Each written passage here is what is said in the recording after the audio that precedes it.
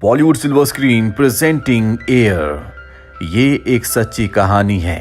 ये कहानी शुरू होती है सन 1984 में, जहां पर हमें स्कॉट सोनी को दिखाया जाता है, जो कि नाइकी कंपनी के लिए काम करता है।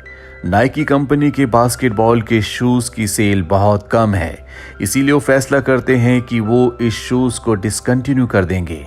लेकिन वो स्कॉट को एक और चांस देते हैं। दरअसल इस वक्त में सबसे ज्यादा बिकने वाले शूज होते हैं कन्वर्स कंपनी के, जिनकी मार्केट में सेल 54% है, और उसके बाद आता है एडिडास, जिनकी 29% है। सबसे नीचे नाइकी आता है, जिनकी मात्र 17% की सेल है। और अब नाइकी कंपनी तय करती है कि वो अपने बास्केटबॉल शूज के लिए किसी सेलिब्रिटी को हायर करेंगे जो उनकी प्रमोशन कर सके, जिसके लिए जितने भी बोर्ड मेंबर्स होते हैं वो सब के सब एक मीटिंग करते हैं। और इस मीटिंग में इन्होंने 10 बास्केटबॉल प्लेयर्स को चुना है जो इनके शूज की प्रमोशन करेंगे। लेकिन ये बहुत ज्यादा फेमस नहीं होते, लेकिन इनका बजट मात्र $2.5 लाख है, और इतने पैसों में ये इन्हीं प्लेयर्स को हायर कर सकते हैं। पर जब स्कॉट को पता चलता है कि ये प्लेयर्स बहुत ज़्यादा फेमस नहीं है, तो उसे गुस्सा आ जाता है। वो कहता है कि अगर हमने अपने शूज़ की प्रमोशन इनमें से किसी से भी करवाई तो हमारे ब्रांड को और भी नुकसान होगा। हमें किसी ऐसे प्लेयर की ज़रूरत है जो बहुत ज़्यादा फेमस हो, जो लॉन्ग टर्म में हमें प्रॉफिट दे सके। स्कॉट इसके बाद वॉशरूम चला जाता है, जहाँ पर उसका कॉलीग, जिसका नाम रॉब है, वो उसे बताता है कि माइकल जॉर्डन नाम का एक प्लेयर है जो कि बहुत फेमस है। अगर हम उसे अपनी कंपनी के लिए हायर कर लें तो हमारे ब्रांड को, हमारी कंपनी को बहुत फायदा हो सकता है। लेकिन जल्द ही एडिडास कंपनी उसे अपने शू प्रमोशन के लिए हायर करने वाली है। अगर हमें माइकल जॉर्डन को हायर करना है तो हमें अपने बजट को बहुत ज्यादा बढ़ाना होगा। स्कॉट नाइकी कंपनी के सीईओ से मिलने जाता है, जो स्कॉट को बहुत पसंद भी करता है। स्कॉट उसे बताता है कि हमें अपने बजट को $2.5 लाख से $5 लाख करना होगा। एडिडास धीरे धीरे मार्केट में जितने भी बड़े प्लेयर्स हैं उन सबको अपने शू प्रमोशन के लिए हायर कर रहा है, और हमें भी किसी बड़े प्लेयर को हायर करना होगा। सीईओ कहता है कि हमें पिछले साल भी बास्केटबॉल शूज में बहुत नुकसान हुआ था, इसीलिए अपने बजट को हम नहीं बढ़ा सकते। हमें रनिंग शूज पर ज्यादा ध्यान देना चाहिए। स्कॉट डिसअपॉइंटेड होकर वहां से अपने घर आ जाता है, जहां पर वो माइकल जॉर्डन के मैच को टीवी पर देखता है। वो देखता है कि माइकल जॉर्डन बहुत ही अच्छा प्लेयर है, इसका फ्यूचर बहुत ब्राइट है।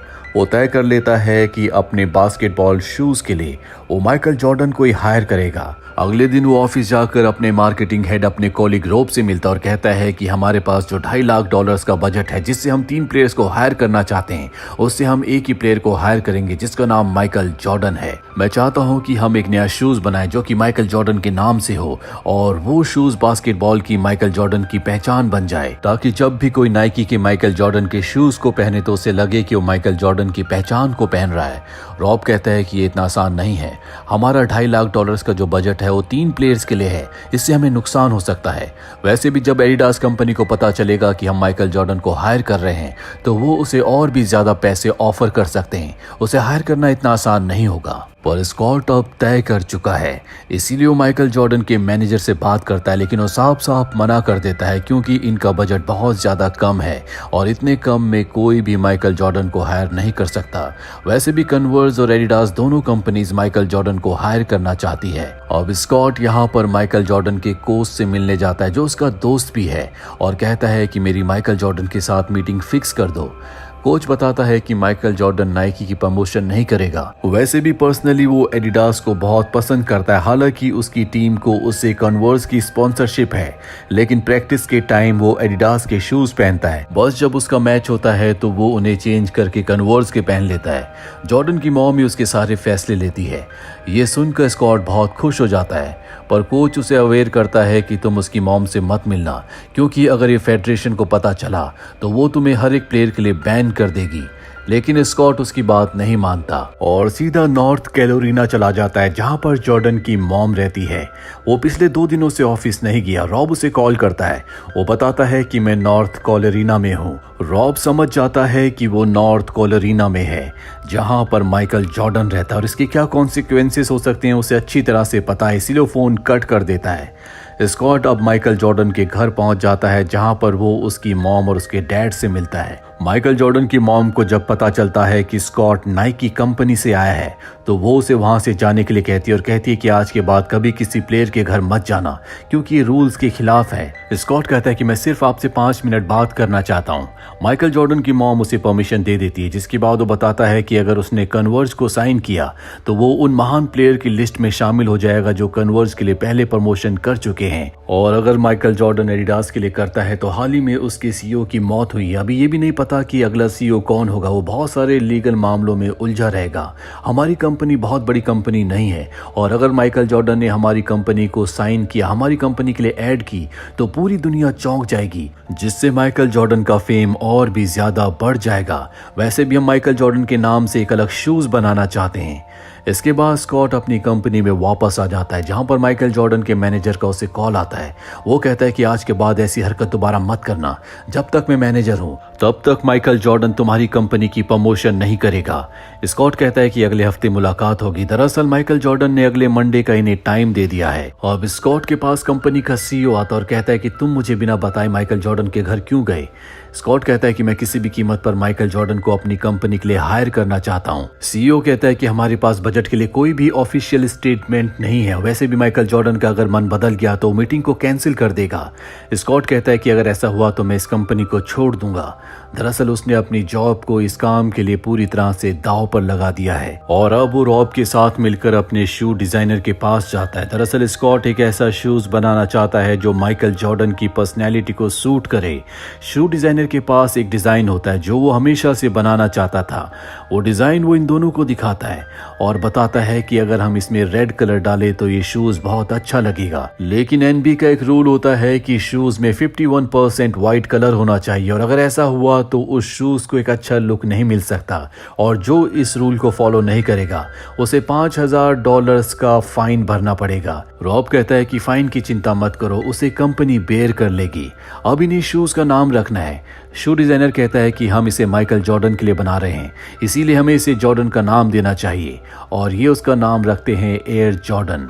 वहीं माइकल जॉर्डन की मॉम को दिखाया जाता है जो कन्वर्स कंपनी में जाती है, जहां पर उसे बताया जाता है कि एड में माइकल जॉर्डन के साथ 2 और प्लेयर्स भी होंगे, जो बात उसे पसंद नहीं आती। इसके बाद वो एडिडास कंपनी में जाती है, लेकिन उनके डिजाइन इन्हें पसंद नहीं आते। साथ ही एडिडास कंपनी में कोई भी डिसीजन मेकर नहीं होता, जो बात माइकल जॉर्डन के पेरेंट्स को अच्छी नहीं लगती और वो वहां से निकल जाते हैं। वहीं दूसरी तरफ हमें दिखाया जाता है कि स्कॉट इस काम को लेकर इतना सीरियस होता है कि वो ऑफिस में सो रहा होता है, जो उसका सीईओ देख लेता है और कहता है कि हम जॉर्डन के लिए यानी कि माइकल जॉर्डन की एड के लिए ऑफिशियल अनाउंसमेंट करने को तैयार है, क्योंकि ये रूल होता है कि अगर आपको किसी भी प्लेयर को हायर करना है तो सबसे पहले आपको ऑफिशियल अनाउंसमेंट देनी होगी, जो कि बहुत बड़ी बात है। और अब इनके आगे सबसे बड़ा चैलेंज है कि इन्हें इस डील को क्रैक करना होगा। जल्दी वो दिन आ जाता है जब इनकी माइकल जॉर्डन और उसके पेरेंट्स से मीटिंग होती है। यहाँ पर पूरा का पूरा नाइकी का स्टाफ होता है, जहाँ पर माइकल जॉर्डन को शूज दिखाया जाता है जो खास उसके लिए बनाया गया है, जिसकी वो ऐड करेगा। साथ ही यहाँ पर उन्हें वो प्रेजेंटेशन भी दी जाती है जो कि ऐड की होती है, जिसे देखकर माइकल की मॉम बोर हो जाती है और स्कॉट इस बात को नोटिस कर लेता है, इसीलिए वो ऐड को बंद कर देता है और माइकल को बताता है कि तुम एक अच्छे खिलाड़ी हो, तुम्हारा करियर और भी पीक पर जाएगा, लेकिन ऐसा हमेशा नहीं रहेगा। हम तुम्हें उस मकाम तक पहुंचाना चाहते हैं जहां पर दुनिया तुम्हें हमेशा याद रखेगी। शायद दूसरी कंपनी के साथ ऐड करके तुम अच्छे पैसे कमा लो, कुछ वक्त के लिए शोहरत भी पालो, लेकिन अगर तुम हमारे साथ काम करते हो तो तुम्हारी रिटायरमेंट के बाद भी लोग तुम्हें याद रखेंगे, क्योंकि नाइकी के साथ इस शूज के साथ हमेशा के लिए तुम्हारा नाम जुड़ जाएगा। स्कॉट की बातें सुनकर जॉर्डन का पूरा परिवार बहुत खुश हो जाता है, लेकिन वो उन्हें कोई जवाब नहीं देते। नाइकी की आज तक की सबसे बड़ी डील होने वाली थी। 4 दिनों तक जॉर्डन फैमिली से कोई कॉल नहीं आता, लेकिन 4 दिनों के बाद माइकल जॉर्डन की मॉम कॉल करती और कहती है कि हमने एडिडास और कन्वर्स के साथ डील कैंसिल कर दी है, लेकिन हम तुम्हारी कंपनी के साथ डील तभी साइन करेंगे जब हमें रॉयल्टी मिलेगी, यानी कि हर एक शूज के साथ उन्हें कोई ना कोई परसेंटेज चाहिए, साथ ही एक मर्सिडीज कार भी। स्कॉट उनकी बात सुनकर हैरान हो जाता है, क्योंकि आज से पहले किसी भी प्लेयर ने ऐसी डिमांड नहीं की। वो कहता है कि हम तुम्हारी फीस पूरी देने के लिए तैयार है, लेकिन माइकल जॉर्डन की मॉम जानती है कि अगर एक बार वो $2.5 लाख ले लेंगे तो वो एक बार की फीस होगी, और अगर वो रॉयल्टी लेते हैं तो जब तक जॉर्डन के शूज बिकेंगे तब तक उन्हें रॉयल्टी मिलती रहेगी, यानी कि ये जॉर्डन फैमिली के लिए एक लाइफ टाइम इनकम होगी। स्कॉट इस बात से परेशान हो जाता है। वो अपने सीईओ के पास जाता है और उन्हें पूरी बात बताता है।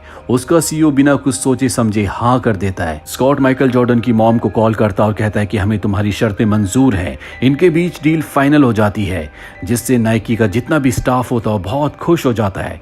सीईओ स्कॉट की बहुत तारीफ करता है, लेकिन कहीं ना कहीं वो परेशान भी होता है क्योंकि उसे अब रॉयल्टी जॉर्डन को देनी होगी। यानी कि जब तक एयर जॉर्डन मार्केट में बिकेगा तब तक उसे जॉर्डन की फैमिली को कुछ न कुछ रॉयल्टी के रूप में पैसे देने होंगे। और इस शू के मार्केट में आने के बाद नाइकी कंपनी ने पहले साल एयर जॉर्डन के 162 मिलियन के शूज बेचे, जो कि अपने आप में एक इतिहास है। और आज भी हर साल नाइकी कंपनी 4 बिलियन के माइकल जॉर्डन के शूज बेचती है, जिसमें से 400 मिलियन माइकल जॉर्डन को जाते हैं। स्कॉट की समझदारी और माइकल जॉर्डन के नाम से नाइकी कंपनी बहुत बुलंदियों तक पहुंच गई और 2003 में कन्वर्स कंपनी, जिसके एक वक्त में मार्केट में सबसे ज्यादा शेयर्स थे, जो सबसे ऊपर थी, उसे भी नाइकी ने खरीद लिया। ये थी पूरी कहानी फिल्म एयर की। उम्मीद करते हैं कि ये कहानी आपको पसंद आई होगी।